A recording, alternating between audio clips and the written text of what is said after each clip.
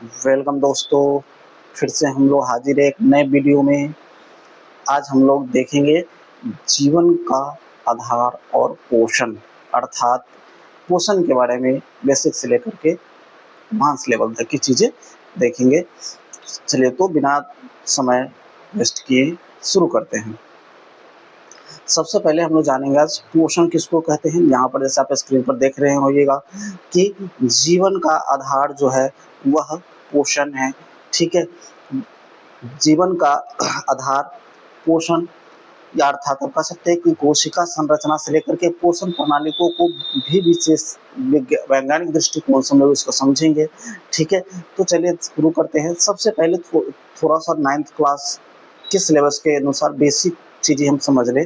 तो सबसे पहले अगर हम जानना चाहें तो आप पहले से भी जानते होंगे कि कोई भी जो जीव है, ठीक है, तो उसका जो बॉडीज है, जीव का जो शरीर है वह बना होता है किस चीज़ों से मिलकर के।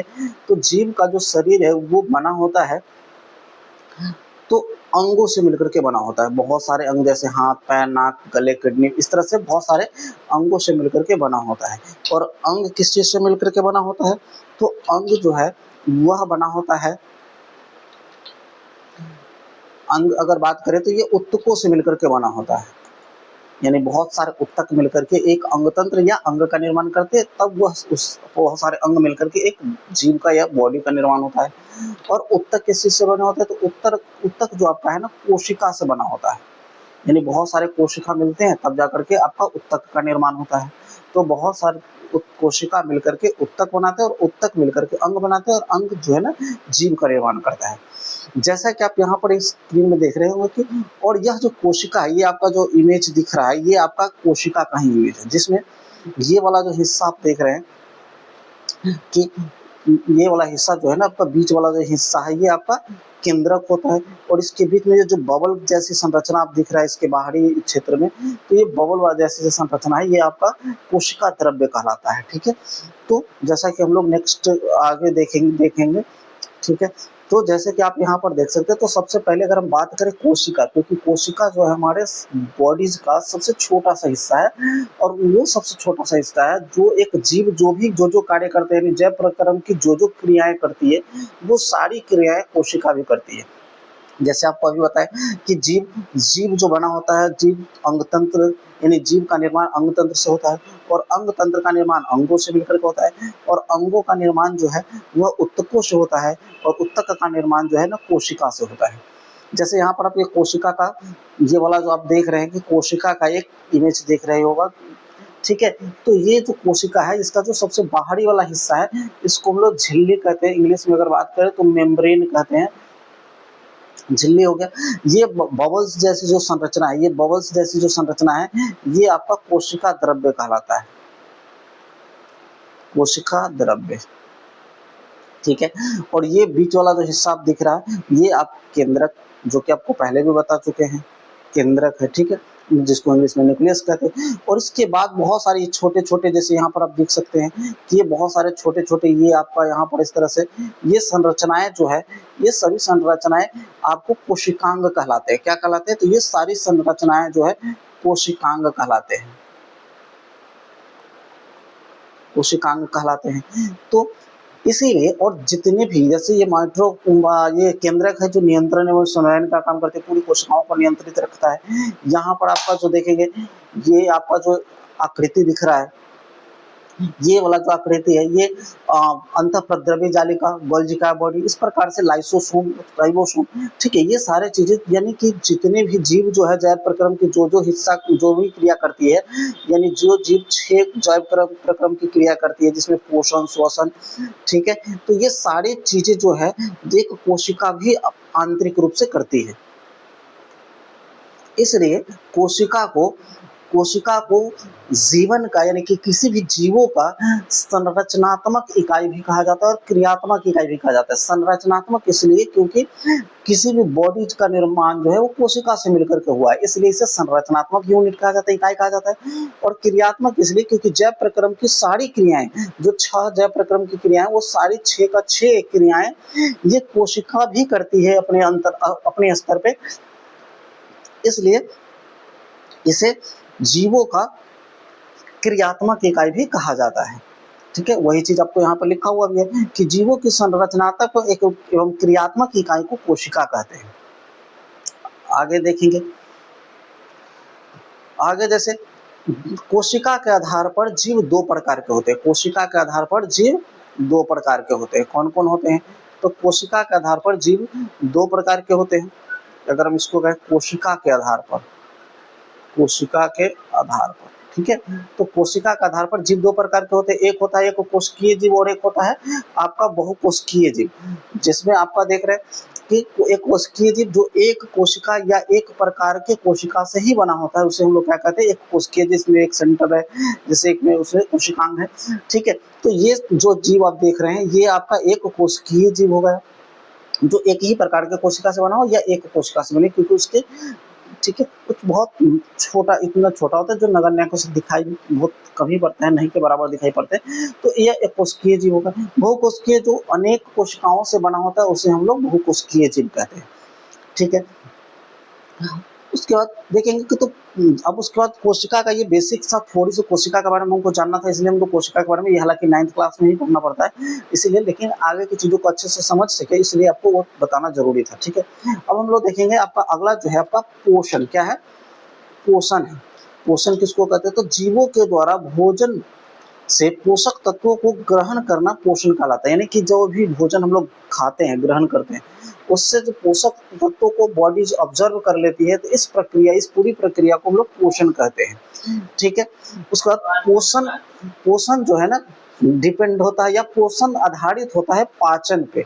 ठीक है, क्योंकि जो बॉडी में हम लोग जो खाना खाते हैं वो एक तरह से जटिल फॉर्म में होता है, जटिल यौगिक के रूप में होता है, और उससे पोषक तत्व ग्रहण करना पाचन कहलाता है। तो उसी चीज को यहाँ पर पोषण में जटिल यौगिक सरल यौगिक में टूटता है, जिसे पाचन कहते हैं। यानी इस प्रक्रिया को, यानी आप एक तरह से अगर पाचन का परिभाषा हो तो आप कह सकते हैं कि जटिल यौगिक को सरल यौगिक में तोड़ने की जो प्रक्रिया है उसी को हम लोग क्या कहते हैं? पाचन कहते हैं। अब उसके बाद अगर हम बात करें पोषण के प्रकार पे, ठीक है, पोषण के प्रकार, तो पोषण के प्रकार की अगर बात करें तो पोषण दो प्रकार के होते हैं, एक स्वपोषण होता है और एक परपोषण होता है। स्वपोषण किसको कहेंगे? तो सिंपल सी परिभाषा है कि स्वपोषण जो स्वयं भोजन का प्रबंध करता है, या एक तरह से कहे स्वयं संश्लेषण करता है। ठीक है, जो स्वयं भोजन का संश्लेषण करता है उसे हम लोग स्वपोषण कहते हैं। परपोषण जो दूसरे पर डिपेंड, पर मतलब दूसरे, और पोषण यानी जो दूसरे पर निर्भर रहता है पोषण के लिए, उसको हम लोग क्या कहते हैं? परपोषण कहते हैं। यानी दूसरे पर निर्भर रहता है उसको हम लोग परपोषण कहते हैं। परपोषण को भी 3 कैटेगरी में बांटा गया है, जिसमें से सबसे पहला है आपका परजीवी पोषण, दूसरा आपका हो गया मृतजीवी पोषण, और तीसरा है आपका प्राणी संपोषण। परजीवी पोषण किसको कहते हैं? तो वैसा पोषण जिसमें जो जीव है वह दूसरे पर निर्भर रह करके भोजन ग्रहण करते हैं। ठीक है, किंतु जिस पर निर्भर रह करके, जिसके द्वारा भोजन ग्रहण करते हैं, उसे हानि भी पहुंचाते हैं, तो ऐसे कंडीशन में वो परजीवी पोषण होते हैं। मृतजीवी पोषण किसको कहते हैं? तो वैसा पोषण जिसमें कोई भी जीव मरे हुए पदार्थ, मरे हुए पेड़ पौधे या मरे हुए जीव कह सकते हैं, या सड़े गले पदार्थों पर से अपना भोजन कार्बनिक रूप में ग्रहण करते हैं, तो उसे हम लोग मृतजीवी पोषण कहते हैं। प्राणी संपोषण, सिंपल सी बात है कि प्राणी संपोषण जो दूसरे से प्राप्त भोजन को ग्रहण करते हैं उसे हम लोग प्राणी संपोषण कहते हैं। तो इस प्रकार से पोषण दो प्रकार के, स्वपोषण, परपोषण। परपोषण को फिर से 3 भागों में बांटा गया, परजीवी पोषण, मृतजीवी पोषण, प्राणी संपोषण। उसके बाद आगे देखेंगे स्वपोषण किसको कहते हैं, स्वपोषी जीव किसको कहते हैं, या स्वपोषण किसको कहते हैं? तो वैसा जीव जो स्वपोषण द्वारा अपना भोजन ग्रहण करता है उसे हम लोग स्वपोषण कहेंगे, स्वपोषी जीव कहेंगे। ठीक है जी, और अगर स्वपोषण किसको कहते हैं? जिस पोषण में जीव अपना भोजन स्वयं बनाते हैं उसे स्वपोषी पोषण कहते हैं। यानी कि स्वयं बनाते हैं, जिसमें आप बात करें तो कुछ एग्जाम्पल दिया हुआ है, हरे पौधे, शैवाल, कुछ बैक्टीरिया, इसके नाम भी आगे हम लोग देखेंगे, किंतु अभी समझेंगे कि स्वपोषण में जो भोजन स्वयं, यानी कि जो आपका पेड़ पौधे हैं वो प्रकाश संश्लेषण के माध्यम से जो भोजन बनाते हैं, ग्रहण करते हैं। ठीक है, तो ये जो आपका भोजन है जो प्रकाश संश्लेषण के द्वारा प्रकाश भोजन संश्लेषित करते हैं, तो हरे पौधे जो है वह स्वपोषण की प्रक्रिया द्वारा स्वपोषी जीव कहलाएंगे, जितने भी हरे पौधे हैं। ठीक है, कुछ हरे पौधे ऐसे हैं जो परपोषी भी होते हैं। ठीक है, जिसे हम आगे देखेंगे। तो स्वपोषी समझ में आ गया कि वैसे जीव जो अपना भोजन स्वयं संश्लेषित करते हैं तो उसे हम लोग स्वपोषी कहेंगे, और वैसे जीव जो अपना भोजन स्वयं बनाते हैं उस वैसे जीव को स्वपोषी जीव कहेंगे। खुद बनाना स्वपोषण, और जो जीव इस तरह का कार्य करते हैं, पोषण करते हैं, उसे स्वपोषी जीव कहेंगे। जैसे स्वपोषी शैवाल, जैसे अभी थोड़ी देर पहले हम लोग एग्जांपल्स में देखेंगे स्वपोषी जीव में एग्जांपल क्या क्या था। कि एग्जांपल था आपका, तो एक तो था आपका हरे पौधे, हरे पौधे थे। ठीक है, तो जितने भी हरे पौधे आपको दिखाई पड़ते हैं, एक दो को छोड़ करके सारे के सारे जनरली जो हरे पौधे हैं वो क्या होते हैं, स्वपोषी होते हैं। ठीक है, उसके बाद आपका था कि कुछ शैवाल थे। ठीक है, तो कुछ शैवाल में कौन कौन शैवाल थे, तो स्वपोषी में आपका था क्लेमाइडोमोनस, उसका था स्पाइरोगायरा, उसका था वाल्वोक्स और यूलोथ्रिक्स और कोरेला। ये सब शैवाल के नाम हैं, और ये सारे के सारे शैवाल क्या हैं, स्वपोषी है। ठीक है, और भी हैं। ठीक है, किंतु ये कुछ याद इम्पोर्टेंट नाम है जिसे आप याद रख सकते हैं इटी से। उसके बाद कुछ स्वपोषी बैक्टीरिया भी हैं। कौन कौन है, तो कुछ स्वपोषी बैक्टीरिया है, तो साइनोबैक्टीरिया है, नोस्टॉक है और एनावीना है। ठीक है, एक बात ये भी ध्यान रखेंगे, ये जो बैक्टीरिया है इन सब में क्या होगा, क्लोरोफिल पाया जाएगा। इन सब में क्लोरोफिल भी पाया जाएगा, क्योंकि क्लोरोफिल की उपस्थिति में ये लोग भी अपना भोजन प्रकाश संश्लेषण के द्वारा ही प्राप्त करते हैं। प्रकाश संश्लेषण के द्वारा ही प्राप्त करते हैं, इस कारण से इसे स्वपोषी कहा जाता है। ठीक है, और इसमें क्लोरोफिल, तो कुछ बैक्टीरिया हैं जिन्हें क्लोरोफिल पाया जाता है, तो आप इसे पादप की कैटेगरी में भी डाल सकते हैं, किंतु ये बैक्टीरिया है। ठीक है, लेकिन ये पादप के कैटेगरी में भी रखा जा सकता है। क्यों रखा जा सकता है, क्योंकि इसमें क्लोरोफिल पाया जाता है, और क्लोरोफिल पाया जाता है जिस कारण से ये प्रकाश संश्लेषण की क्रिया भी कर पाती है, और प्रकाश संश्लेषण की क्रिया कर पाती है, इसलिए स्वपोषी भी कहलाते हैं। अगर बात करें दूसरे नंबर पे आता है परपोषी। ठीक है, परपोषी किसको कहेंगे, तो परपोषी का मतलब हो गया वैसे जीव जो भोजन के लिए अन्य जीवों पर निर्भर रहते हैं, उसे हम लोग परपोषी कहते हैं। यानी कि वैसे जीव जो पोषण के लिए, भोजन के लिए अन्य जीवों पर निर्भर रहते हैं, उसे परपोषी कहते हैं। जैसे एग्जाम्पल में मनुष्य, जानवर, पक्षी, जितने भी जानवर है सभी जितने भी पक्षी है वो सभी, कीट पतंग भी कह सकते हैं। ठीक है, तो वो सभी के सभी यानी कि जंतु कह सकते हैं, कीट पतंग। ठीक है, तो ये सब भी आपका क्या होगा, परपोषी के कैटेगरी में आते हैं, परपोषी कहा जाता है। ठीक है, उसके बाद है प्राणी संपोषण, या इसी को हम लोग पूर्णभक्षी पोषण कहते हैं। प्राणी संपोषण या पूर्णभक्षी पोषण कहते हैं। यानी कि जो पर पोषण के जो 3 भाग थे, पर पोषण के 3 भाग जो थे उसमें हम लोग देखेंगे, तो सबसे पहला है आपका प्राणी संपोषण, जो जिसे हम लोग पूर्णभक्षी पोषण भी कहते हैं। इस पोषण में जीव भोजन को निगलते हैं और शरीर के अंदर पचाते हैं, यानी भोजन हम लोग खा लेते हैं और उसके बाद बॉडी के अंदर वो पचता रहता है, पचाते हैं उसे बॉडी में अंदर रख करके। तो ऐसे जीवों को हम लोग प्राणी संपोषण कहते हैं, जिसमें आपका मनुष्य आ गया, अमीबा आ गया, जानवर आ गया, ये सारे के सारे क्या हो गए कि ये सभी के सभी जो जीव हैं, ये सभी के सभी क्या है, प्राणी संपोषण है। एक चीज और इसमें आपको जानने लायक है,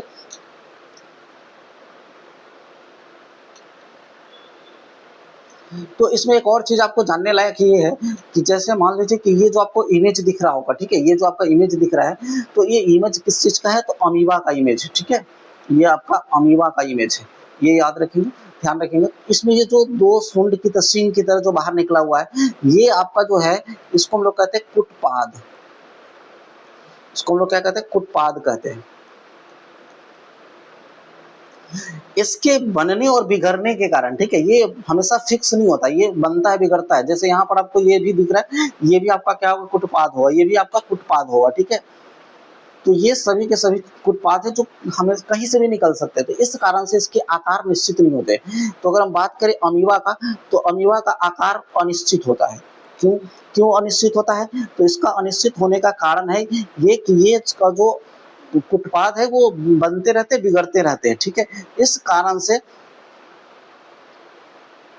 इस कारण से यह जो है अनिश्चित होता है, ठीक है। दूसरा, जैसे अगर भोजन का कोई टुकड़ा अगर यहाँ पर आ जाए तो ये क्या करता है कि इसके दोनों साइड से कुटपाद बनने शुरू हो जाते हैं। ये इधर से कुटपाद निकल करके आएंगे और ये इधर से कुटपाद निकल करके, और ये धीरे धीरे चारों तरफ से इसको घेर लेंगे, अपने अंदर समाहित कर लेते हैं और ये बन जाता है भोजन, इसके अंदर आ जाता है। जैसे भोजन इसके अंदर आ जाता है तो ये जो आप दिख रहा है ये केंद्रक होता है, ठीक है। ये आपका केंद्रक हो गया।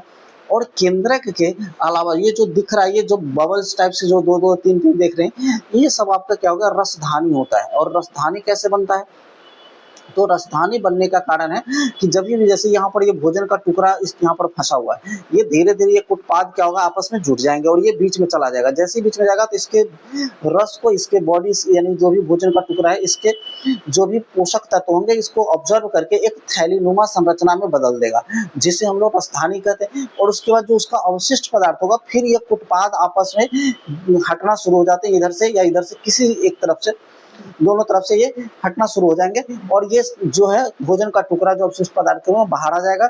कभी कभी इस प्रक्रिया में ये जो अमीबा है ये दो भाग में टूट भी जाते हैं और एक अमीबा से दो अमीबा बन जाते हैं। तो अमीबा का विभाजन भी, अमीबा का जो विभाजन होता है द्विविखंडन प्रक्रिया, उसका ये एग्जाम्पल भी है।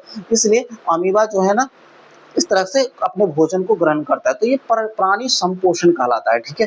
तो इस प्रकार से उसके बाद जानवर है, वो तो जानवर में बहुत सारे जानवर है, वो सारे के सारे जानवर क्या है, प्राणी संपोषण में आ जाएंगे, ठीक है। जैसे कोई भी जीव या प्राणी संपोषण हो, वह भोजन को किस तरह से ग्रहण करता है, तो जैसे पहले भोजन ग्रहण किया, ग्रहण करने के बाद उसे पाचन प्रक्रिया में ले जाती है, यानी उसे पचाती है। पचाने के बाद उसका जो पोषक तत्व होता है उसका अवशोषण किया जाता है उसके किसी न किसी अंग के द्वारा या किसी न किसी पार्ट के द्वारा। उसके बाद अवशोषण जब हो जाता है तो उसका आत्मसात किया जाता है। आत्मसात कहने का मतलब उस पोषक तत्व को उसके रक्त से मिलाया जाता है, ठीक है। आत्मसात होता है और आत्मसात होने के बाद जो अवशिष्ट बच जाता है उसे मल त्याग के रूप में बाहर कर दिया जाता है। तो ये आपका पूरी प्रक्रिया है किसी भी जीव में, जो जीव भोजन करता है, प्राणी संपोषण खास करके इस प्रकार के। तो प्राणी संपोषण जीव है, वो सारे के सारे जो जीव है, वो सभी जीव इस प्रकार से, इस प्रकार की प्रक्रिया के द्वारा ही भोजन मतलब कि ग्रहण करते हैं और उस भोजन का ऑब्जर्वेशन करते हैं, ठीक है। जैसे अब उसके बाद आता है परजीवी पोषण। परजीवी पोषण क्या होता है, तो परजीवी पोषण होता है कि एक जीव दूसरे जीव से भोजन प्राप्त करते हैं किंतु उसे हानि भी पहुंचाते हैं, यानी जिस जीव से हम भोजन प्राप्त किए उसी जीव को हानि पहुंचाएंगे, तो परजीवी पोषण कहलाएगा। जिसमें खास करके दो तीन उदाहरण है, जिसमें एक अमरवेल आता है, एक टेपवर्म आता है, गोलकृमि जिसको हम लोग कहते हैं, ठीक है। टेपवर्म भी आता है, वर्म भी, टेपवर्म। तो इस प्रकार से इसको फीता कृमि कहते हैं, और राउंड वर्म होता है जिसको हम लोग टेपवर्म गोल कृमि कहते हैं। तो इस प्रकार से ये फीता कृमि कहलाता है। तो ये दोनों जो है आपका किस पर खास करके क्या है, परजीवी पोषण कहलाता है। तो परजीवी पोषण में जैसे आप यहाँ पर देख रहे होंगे, ये लत्ती की तरह जो दिख रहा है आपको इमेज में, यही आपका क्या है कि अमरबेल है। और इस अमरबेल का जिस पौधे पर ये आश्रित होता है उसी से भोजन प्राप्त करता है और उसे हानि भी, क्योंकि उसके हिस्से का जो पोषक तत्व है वह यह अमरबेल जो है ना उसमें से लेकर के अपने पास खा लेता है या उसको ऑब्जर्व कर लेता है, जिसके कारण से इसको जितना पोषक मिलना चाहिए जो मूल पौधा है उस पौधे को मिल नहीं पाता है, इसलिए उसको हानि पहुंचाते हैं, ठीक है। तो और बात करें परजीवी में भी दो प्रकार के परजीवी होते हैं, एक होता है आपका बाह्य परजीवी और एक होता है आपका आंतरिक परजीवी। बाह्य परजीवी किसको कहते हैं और आंतरिक परजीवी किसको कहते हैं। तो बाह्य परजीवी का मतलब हो गया कि जो त्वचा पर रह करके खून पीता है, यानी कि बाहरी हिस्से से भोजन प्राप्त करता है। जैसे जू हो गया, जू को हम लोग अपने इधर ढील भी कहते हैं, ठीक है। उसके बाद पिस्सू हो गया, टिक या किलनी हो गया, मच्छर हो गया, जोंक हो गया, जोंक को लिच भी कहते हैं। उसका चिलुआ हो गया, चिलुआ को चिल्लर भी कहा जाता था, पहले ये मतलब होता था, ठीक है। इस प्रकार की चीजें अब तो देखने को नहीं मिलती है, लेकिन पहले ये अक्सर बहुत लंबे समय तक गंदे कपड़ों में ये पाया जाता था, ठीक है। तो ये आपका बाह्य परजीवी होता है जो बाहरी त्वचा पर रह करके बाहरी वातावरण से भोजन ग्रहण करता है, तो इसे हम लोग बाह्य परजीवी कहते हैं। उसके बाद आपका आता है आंतरिक परजीवी। आंतरिक परजीवी किसको कहेंगे, तो जो बॉडी के अंदर इंटरनल पार्ट से अपना भोजन ग्रहण करता है उसको हम लोग आंतरिक परजीवी कहते हैं। ये शरीर के अंदर रह करके शरीर को नुकसान पहुंचाते हैं, जैसे टेपवर्म हो गया, गोलकृमि हो गया। टेपवर्म गोलकृमि में अंतर है, टेपवर्म का मतलब हो गया इसको हम लोग फीता कृमि कहते हैं, फीता कृमि। ठीक है। और ये गोल क्रीम वाला होता है, हुकवर्म होता है, ठीक है। एंट अमीबा हिस्टोरिका होता है, जियार्डिया होता है, प्लाज्मोडियम होता है। ये सभी के सभी क्या हो गया, आंतरिक परजीवी है। और ये सभी परजीवी, इसमें से बहुत सारे परजीवी जो है ना हमारे बॉडी के अंदर भी पाया जाता है, जो हमारे बॉडी यानी कि ह्यूमन बॉडी में पाया जाता है, और जो हमारे बॉडी से भोजन ऑब्जर्व करते हैं और हमें बॉडी को नुकसान भी पहुंचाते हैं। तो इस कारण से ये आंतरिक परजीवी के कैटेगरी में शामिल किया जाता है। उसके बाद आपका मृतजीवी पोषण। मृतजीवी पोषण किसको कहते हैं, तो मृतजीवी पोषण वह जीव होता है जो मृत और सड़े गले पदार्थों से भोजन प्राप्त करते हैं, तो उसे हम लोग मृतजीवी पोषण कहते हैं। जैसे एग्जांपल है मशरूम और कवक। जैसे आप यहाँ पर इमेज जो दिख रहा है ये मशरूम का होता है, इसको हम लोग कहीं कहीं गोबर छत्ता के रूप में भी जानते हैं, ठीक है। तो ये दो तरह के होते हैं, एक जहरीले होते हैं जो मतलब अपने आप कहीं कहीं उगाते हैं, ये जहरीला होता है, ठीक है। और एक जो होता है आपका जिसको हम लोग मशरूम का सब्जी बना करके भी खाते हैं, तो वो आपका जिसको कृत्रिम जिसको खेती के रूप में उगाया जाता है या प्रोडक्ट के रूप में उगाया जाता है, तो उसको वो मतलब जहरीला नहीं होता है। लेकिन जो अपने आप कहीं जंगलों में या सड़े गले पदार्थों में उगाते हैं तो वो जहरीला होता है, ठीक है। तो मशरूम और कवक इसके बेहतरीन उदाहरण हो गए। अगर हम बात करें तो इस प्रकार से स्वपोषी और परपोषी में अगर अंतर की बात करें तो बहुत सारे अंतर लिखे जा सकते हैं, जिसमें मुख्य रूप से कि स्वपोषी भोजन बनाते हैं और परपोषी दूसरे पर निर्भर रहते हैं। स्वपोषी में क्लोरोफिल उपस्थित होता है और परपोषी में क्लोरोफिल अनुपस्थित होता है, नहीं रहता है। उसके बाद इसके उदाहरण की बात करें तो ये स्वपोषी में पादप आ जाते हैं और परपोषी में जंतु आ जाते हैं, मानव आ जाते हैं, ठीक है। तो ये चीजें हो गई। अब इसके बाद हम लोग स्वपोषी और परपोषी के भाग पार्ट प्रकार हम लोग देख लिए। अगले वीडियो में हम लोग देखेंगे कि धीरे धीरे करके कि अब हम लोग अगले वीडियो में देखेंगे कि पादप में पोषण कैसे होता है, पादप में पोषण कैसे होता है, यानी कि किस प्रकार से, और उसके बहुत डिटेल्स खास करके प्रकाश संश्लेषण के बारे में हम लोग बहुत ही डिटेल्स से पढ़ेंगे, जो कि एकदम बेहतरीन आपको समझ में भी आएगा। तो ये चीज़ यहाँ तक हो गया। आज के डेट में हम लोग आज के इतना ही रहने देते हैं, क्योंकि आज हम लोग बहुत सारी चीज़ों को देखें, ठीक है। और ये 10वीं कक्षा के लिए बहुत इंपॉर्टेंट है, इसे याद रखेंगे। इसका चाहे तो आप नोट्स भी बना सकते हैं, अगर नोट चाहिए